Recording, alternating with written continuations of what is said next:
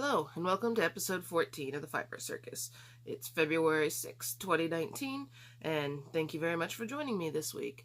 If you're a returning viewer, thanks a lot for coming back, and if you're a new viewer, this isn't how I normally sound. I have a bit of a cold going on, but I delayed the episode by over a week already, so I thought I just need to get it out, and people will understand that you can't always look the fanciest in the world when you start to feel kind of sick. So if you need to get a hold of me, you can find me on Ravelry, Instagram, and Facebook, all as Spottedcircus. And there's also contact information in the show notes, which are underneath here when you hit the little down button. Please hit subscribe, because any new subscribers, it really helps out with getting this podcast out to other viewers. So thanks a lot. Pick up your knitting and try to join along and enjoy my entertainment this week. So like I said, sorry that this has been so delayed. I've had a lot of travel issues, and we're dealing with some issues with an animal on the farm right now that's really taken up a lot of my time.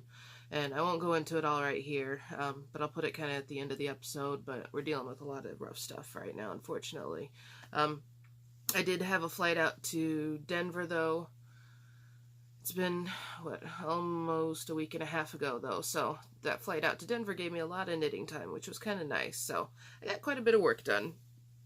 So my first work in progress is on my Suriously Holey by Stephen West. I've been knitting along on it I've almost exclusively worked on it, except I got stuck doing some new cast-ons. So I'm almost through the very first ball of my brushed Suri yarn. So that's, I think it was like 200 and some odd yards. So in theory, I think I'm like a third of the way through the pattern. So let's see, where was my magic progress keeper at? Oh, yeah, I've made a lot of progress. So you can see where the progress keeper was. I've since added a new round of increasey holes, and this is on the brushed Suri side. And then the back side is my Pacaboo Alpaca sock weight, and it's called Disco Lights, and it has neon speckles throughout it. And all the speckles on both this side and on this side should glow underneath a black light once I get done. So I'm in a rhythm finally with the brioche. That being said, I haven't really hit brioche increase. Well, I have hit increases. I haven't done any brioche decreases yet, and I'm okay with that. So I worked on this quite a bit on the plane, and then I also got to talking to a friend and did half a row incorrectly, so I got pretty decent at going backwards in brioche for at least a row. But yeah, the two yarns that I'm using are both my yarns that I've hand dyed. And there's the two little bitty balls of yarn. So I got a ways to go on the disco lights here, because that was a 400 yard skein. So in theory, I think I should be about halfway through it. The total yardage called for in the pattern is around 600 yards of it. So hopefully we'll get that done in the next month or two, hopefully. In theory, I want to have it as a shop sample to be able to show people those two yarns, and unfortunately I don't have either of them in the shop right now because I kind of took the last two skeins as a trial, but I'm going to try to get some more dyed. But if you haven't seen what Suriously Holey looks like, there's Mr. Stephen West in all of his glory, and you can see that the shawl ends up being pretty good sized, and it's really, really squishy. This is the first brioche project that I've worked, and you're doing 2 rows for every actual 1 row because you're knitting across with each color. And so it's got a lot of squish to it, which is kind of nice. There's a halo because of the brush Suri, which that's to be expected. It hasn't been super itchy to me yet.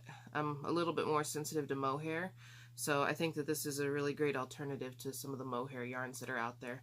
So hopefully this spring, once I really get into dyeing for festivals and whatnot, I'll start carrying a bit more of this in the shop. So keep an eye out for it there. And it's still living in my awesome bag from Star Knits. And it's got squids. Squids or octopuses all over it. And then a nice sparkly matching liner. So it's cruising along pretty good. I highly doubt I'm going to have near as much progress to show next time. That was pretty impressive. I didn't realize I'd done that much. But we'll see where I get next time with it.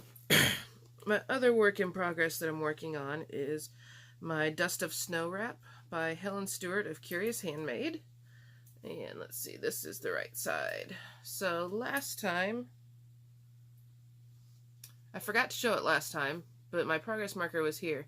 And I'm kind of questioning if I forgot to move up the progress marker. That may have happened. But in theory, we'll pretend that I haven't. So, we start out at this end, and we go all the way across, and now we're into the greens. I'm on color number... I'm starting color number 12 right now, so I'm roughly about halfway through, I think, because I have 24 mini skeins to do. But all these mini skeins were a part of a kit from Stitch Together Studio, and it was one of her Christmas ones.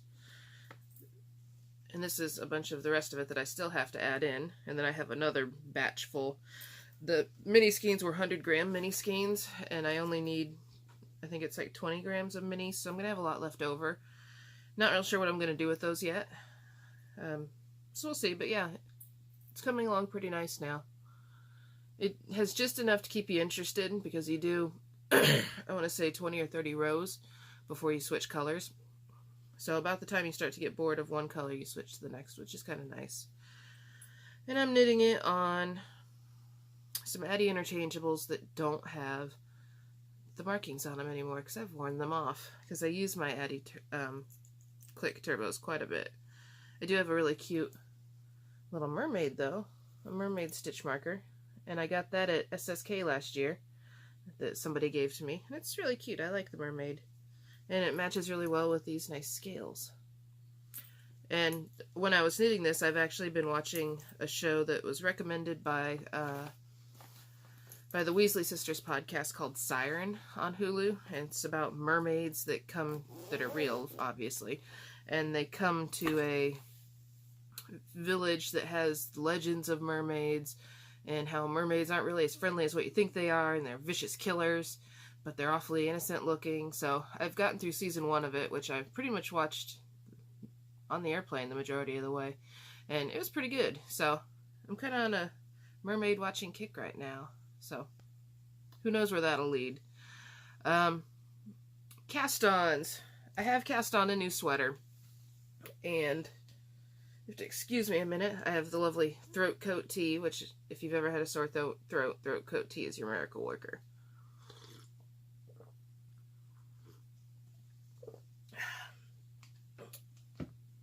Where was I? Oh, so I decided I was going to cast on a new sweater. And I've gotten caught up in the hype of I need to knit things to get tickets in order to win prizes at SSK at the retreat this summer that's hosted by the Knit Girls that I'm attending. And one of the knit-alongs right now is knit along with something that a teacher has designed, and you have to finish it by April. And the more yardage that you use, the more tickets you get. So you really should knit something pretty big, in theory. So I got to looking around online at some of the different designers' patterns, and I didn't know.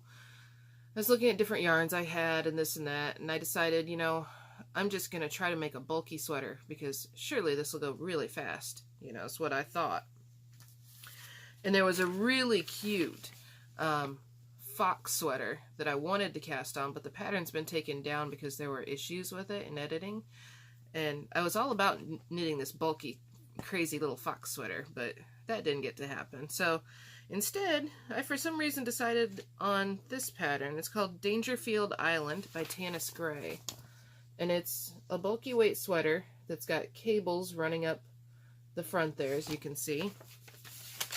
And then the back is also full of cables. And the background of the sweater is reverse stockinette, which is kind of throwing me for a bit of a loop, because I'm not used to doing cables on a side with pearls on it. So I cast this on yesterday, and it should take roughly 1,500 yards of a bulky weight. And I did quite a few swatches, because I wasn't getting gauge just right. And I've learned gauge can lie, but I did this nice big gauge swatch. And so you can see I've marked in between where I was trying different things with these holes.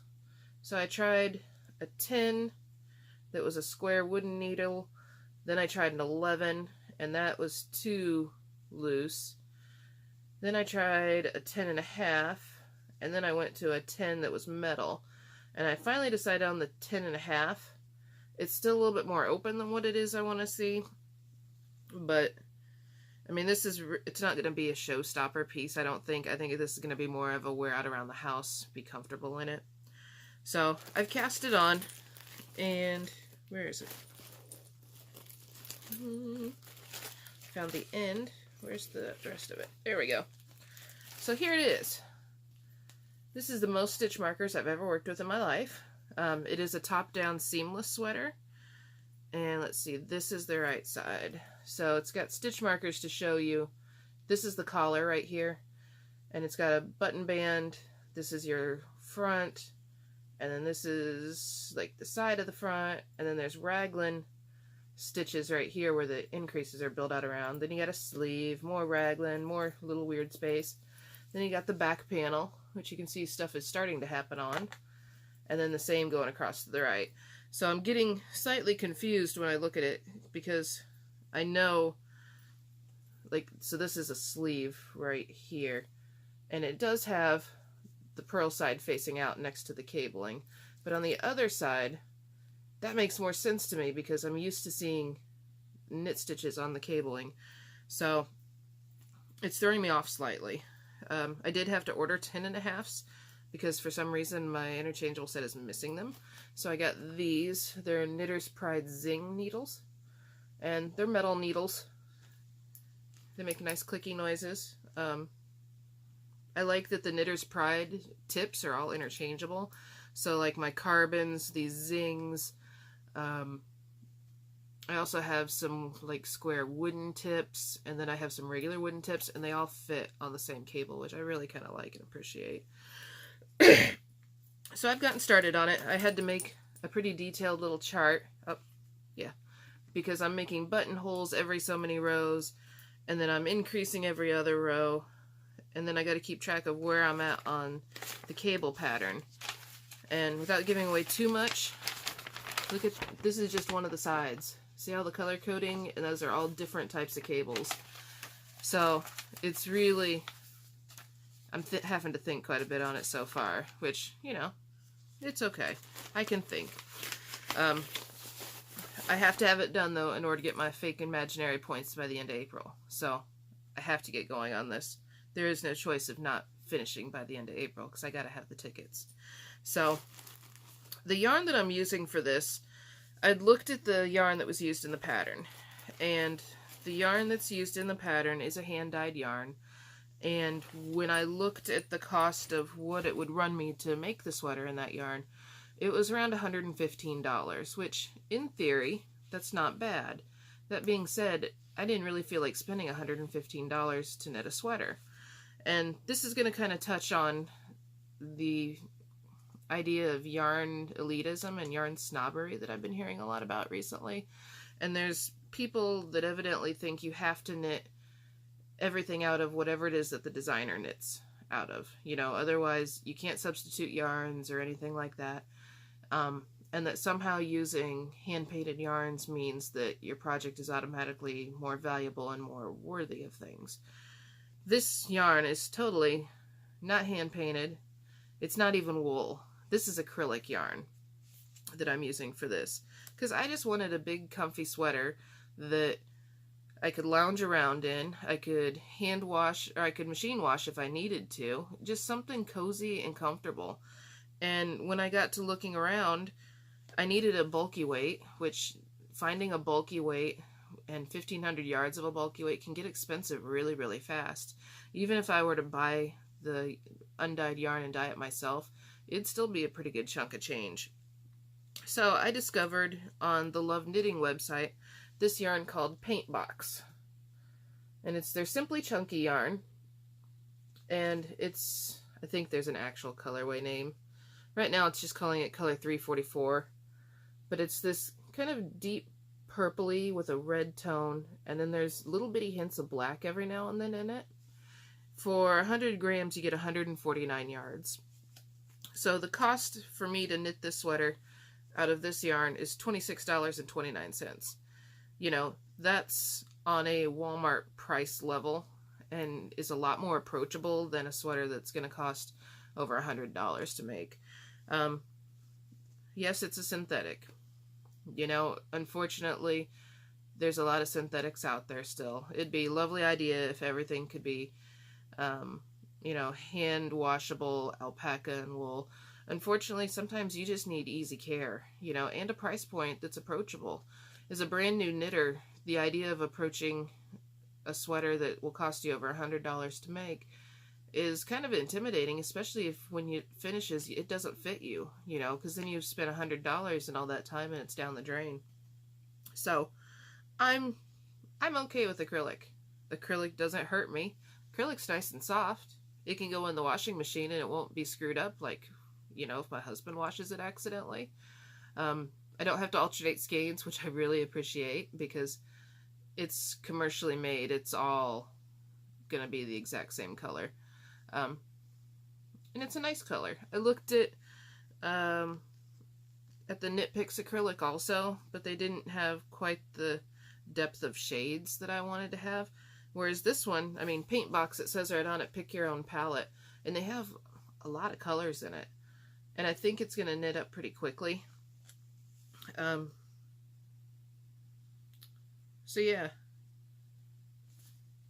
Acrylic, it's not necessarily a bad word, you know. We can't all knit with silky cashmere Kiviat every day. You know, it's just not a feasible thing, you know, and to each their own.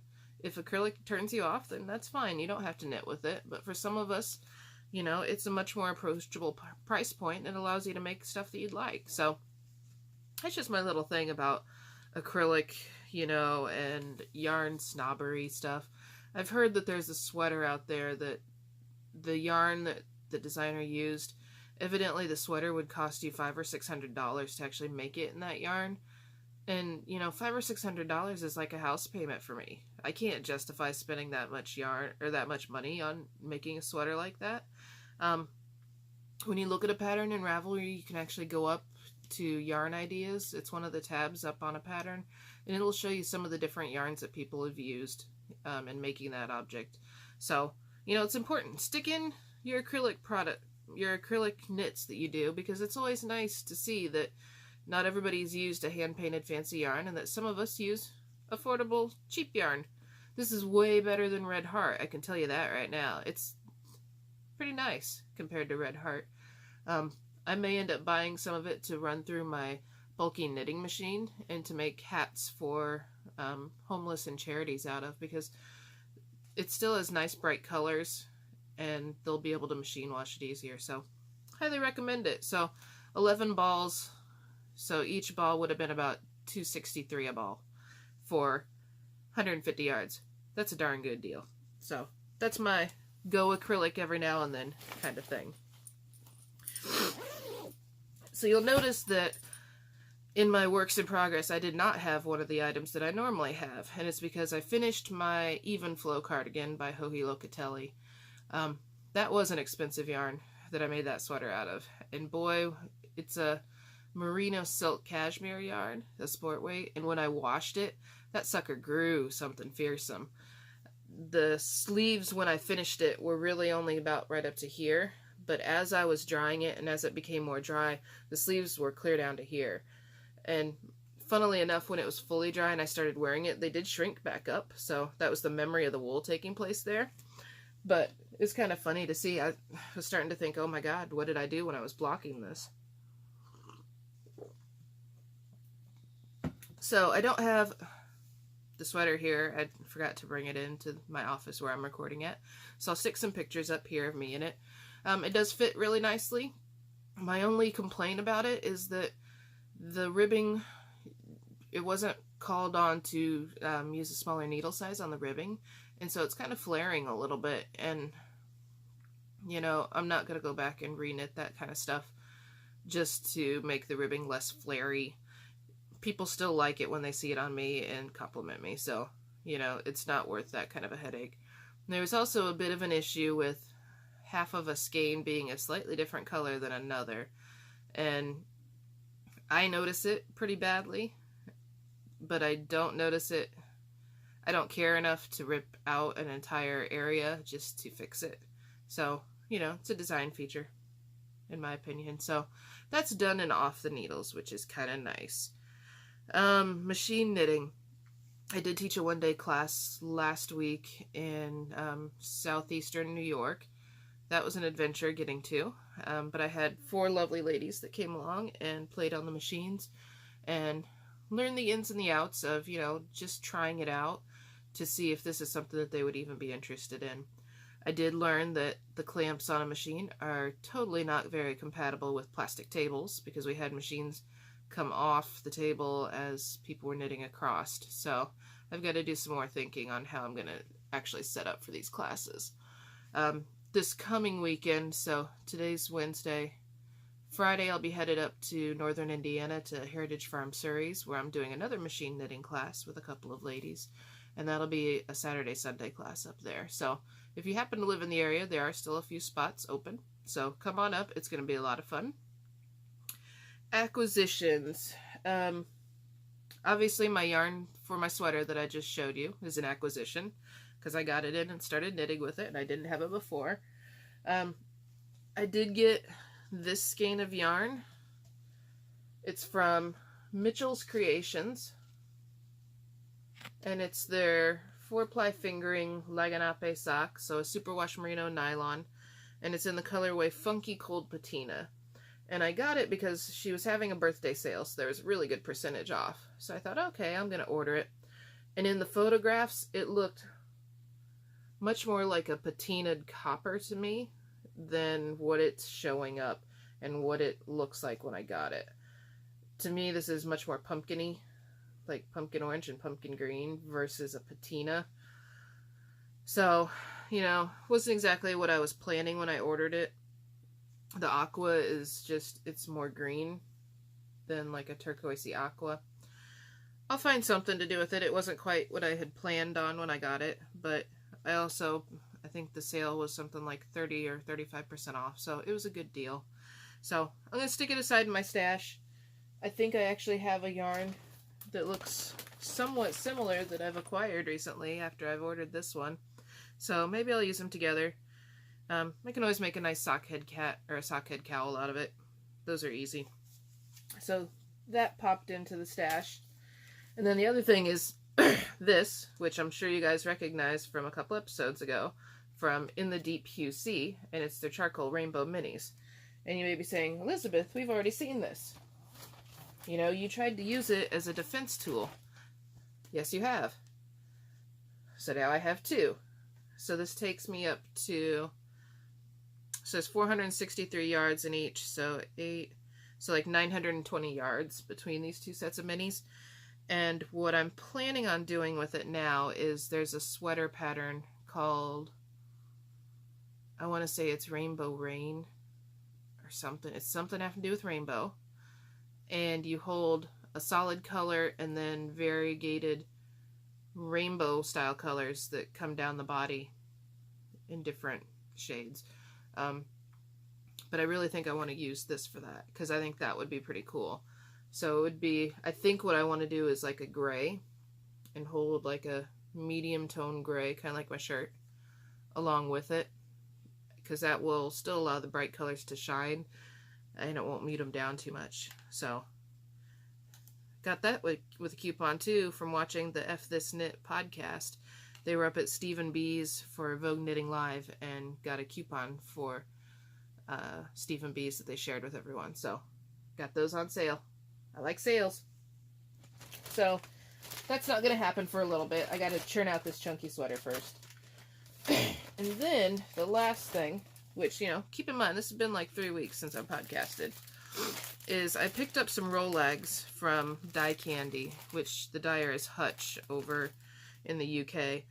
And I saw her post these on her Facebook feed, and Fiber's something pretty new that she's been doing. She hasn't done it very long, but she made these Rolegs, and I thought, oh my god, they're gorgeous. Have I ever spun a Roleg? No, but I really want these Rolegs. Have I done any spinning recently? No, but I'm going to, because these are gorgeous. So I got these Rolegs, and there's 100 grams in here, so it's about 3.5 ounces. And it's Merino, Superwash BFL, Fake Cashmere, Firestar, and Silken Oil. And I just think those are beautiful. They just really excited me. And it was enough to the point where I set an alarm clock to make sure that I got on when her update was done, because I think there was only one of these, and it's mine. And it's just, oh, it's like little neon cinnamon buns. They make me happy when I look at them. So, at some point I'm going to get on to spinning those. I need to finish up my frost yarn stuff. I did just get, excuse me, the last shipment of my club with her. She did shut down her Patreon contribution thing, because Patreon as a platform is not the best way. They take a lot out in fees, and so by the time you send out something to your Patreons, you end up losing a pretty good chunk of money for the amount of effort that you're putting in. So I totally understand it.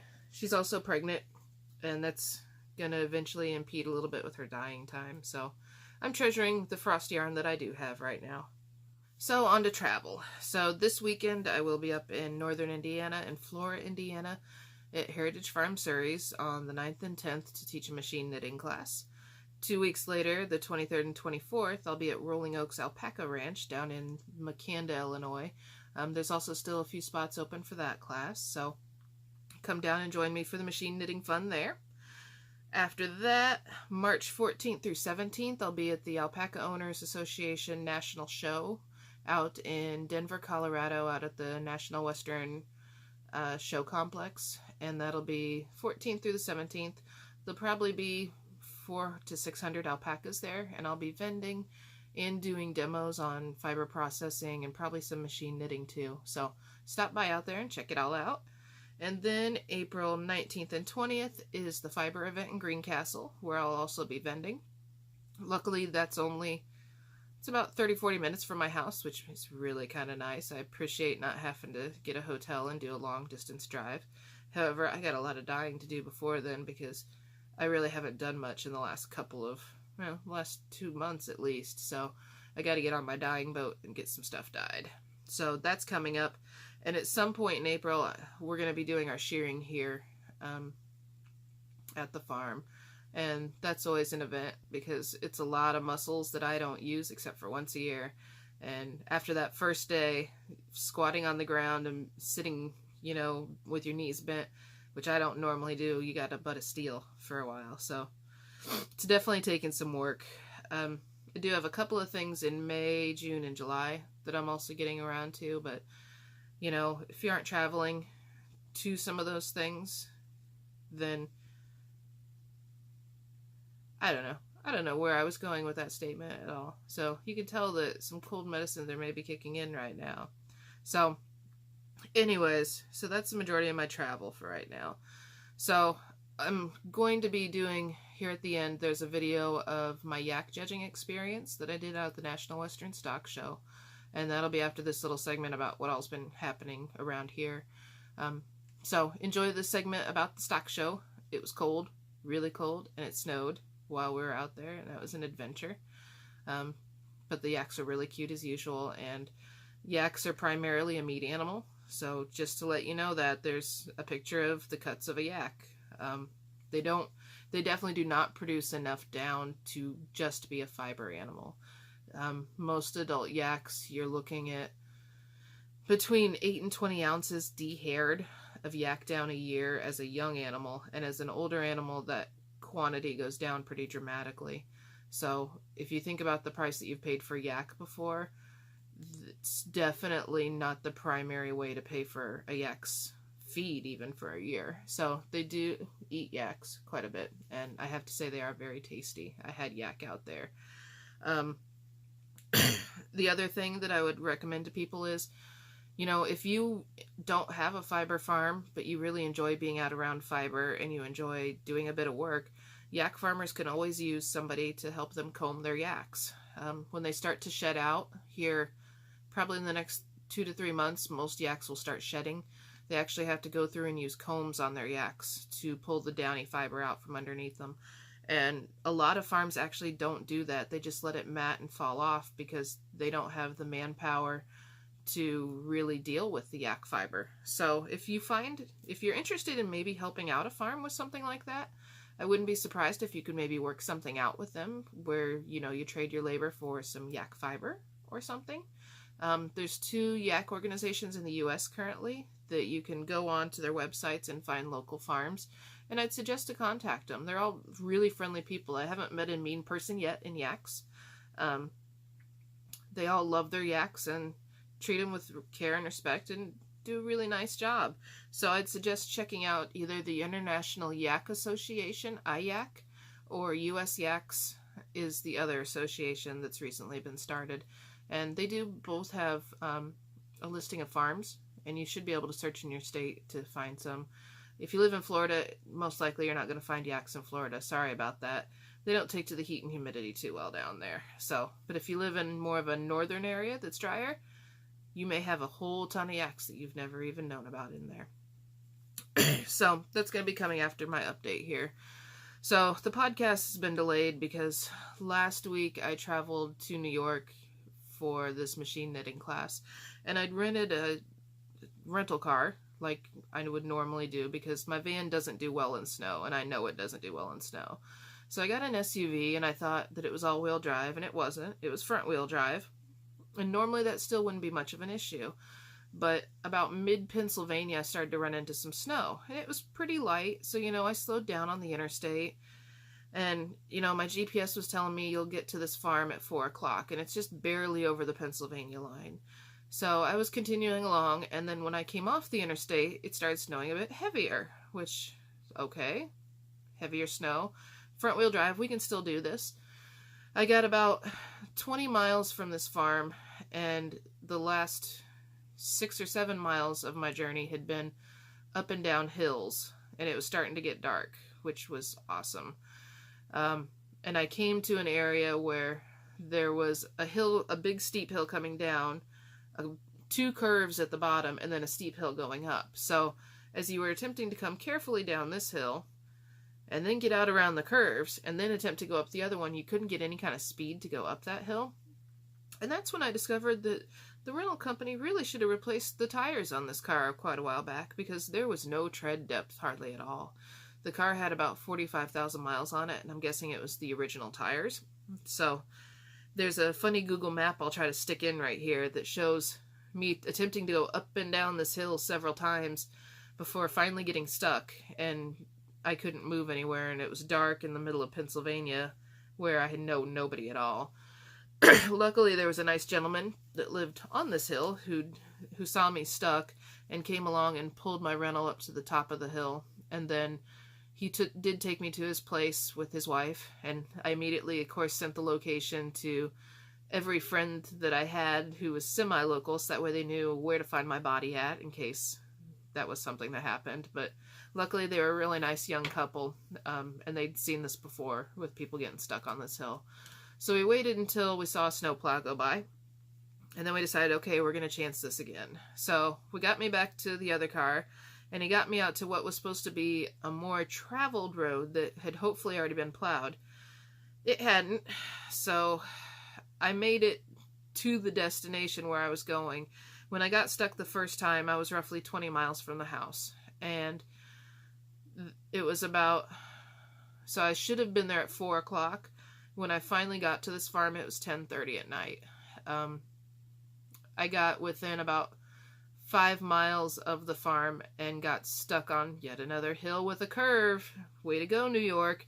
And where I got stuck, there was no cell phone reception, which was even worse. So I climbed up the hill a ways, was able to get enough of a phone call through to say, hey, here's where I am, and I'm totally stuck, and it's not going anywhere. And they sent out one of their farm hands with a really heavy-duty truck and a plow.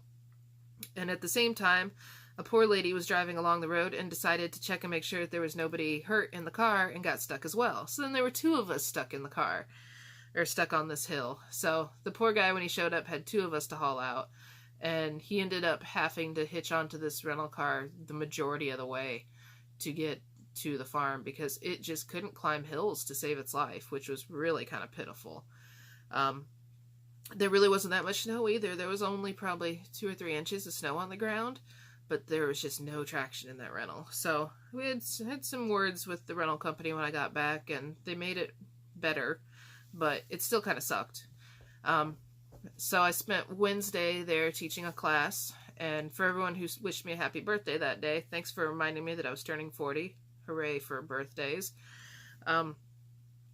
So we taught there Wednesday, and there were whiteout snow squalls from where I was teaching. We could watch it out the window, which was quite the adventure.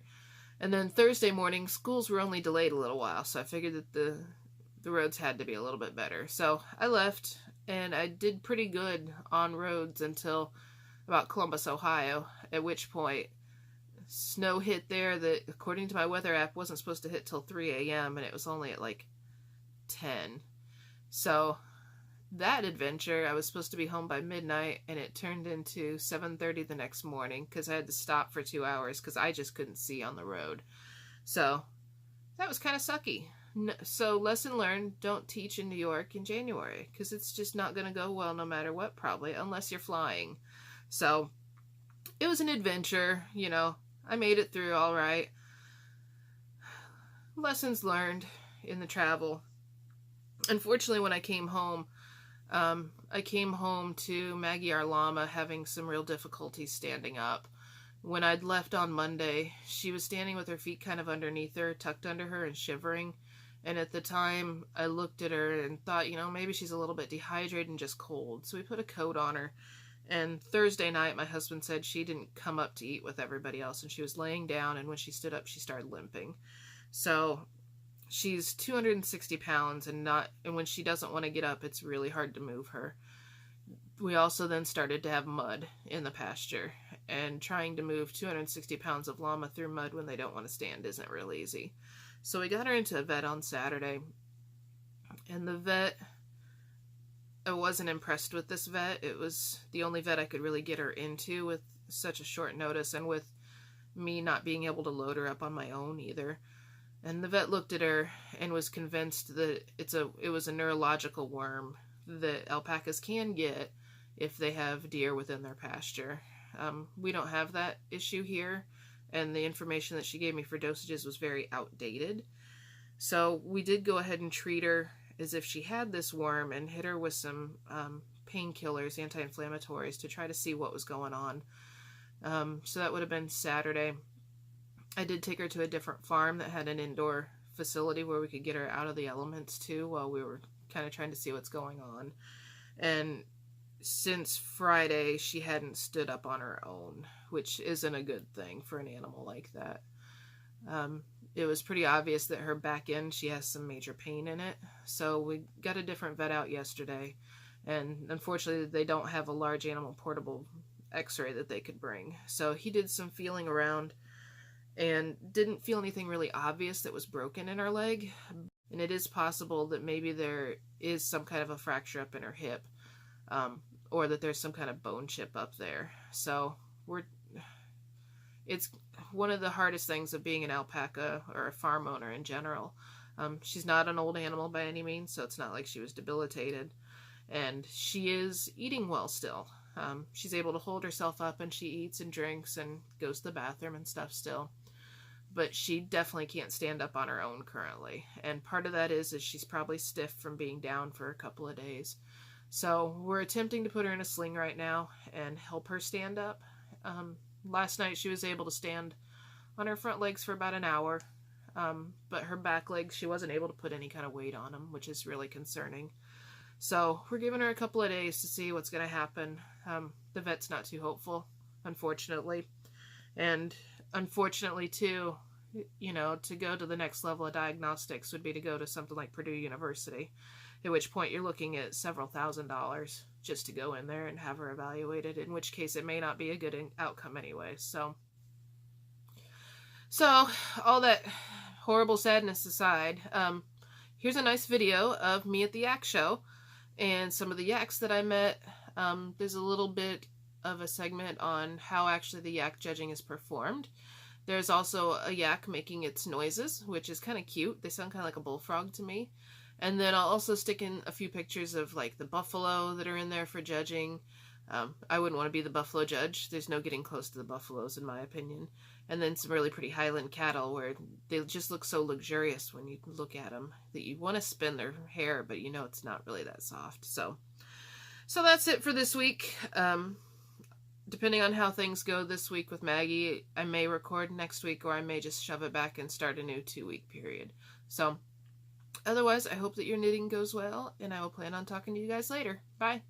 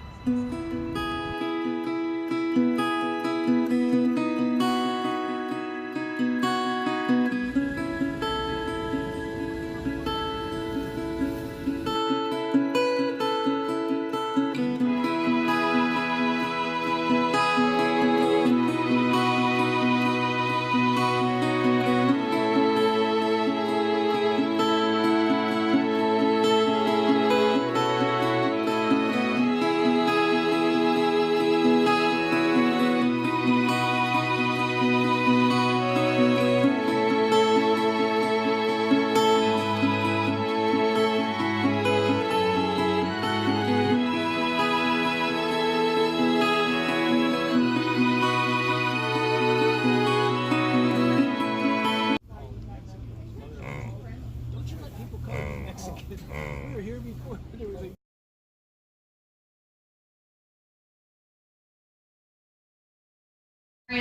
it's where you're going to get your best yield of fiber off of the animal.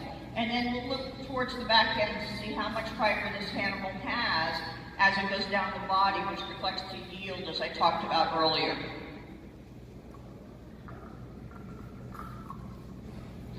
So you're going to take your comb, you're going to lift the fibers up and just gently comb at the skin level. It should come out easily. Right now these animals are not shedding well.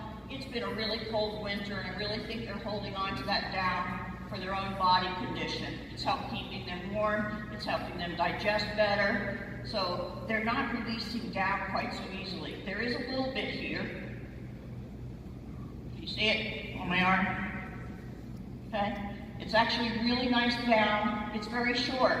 Again, they're not producing it quite yet ready to release. I think that this fiber will probably get a little longer before it's ready to harvest. And that's up here by the hump. I'm going to go back a little bit and see what we have on the mid side to see what that yield this animal might produce.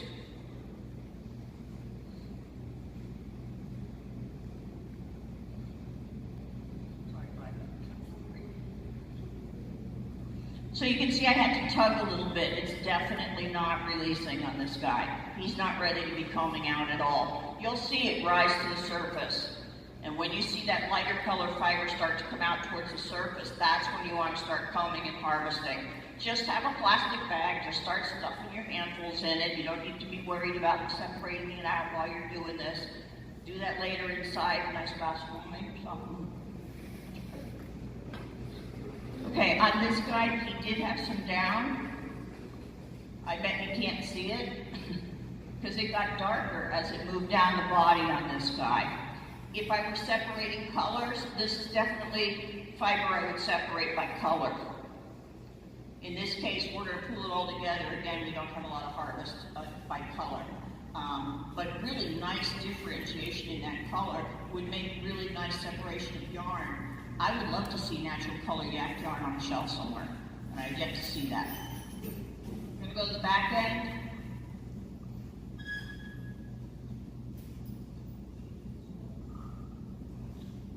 We get less fiber towards the back end. Some animals you won't get any. And when I look at this fiber, there's very little down in it. What I'm coming out is that secondary coat.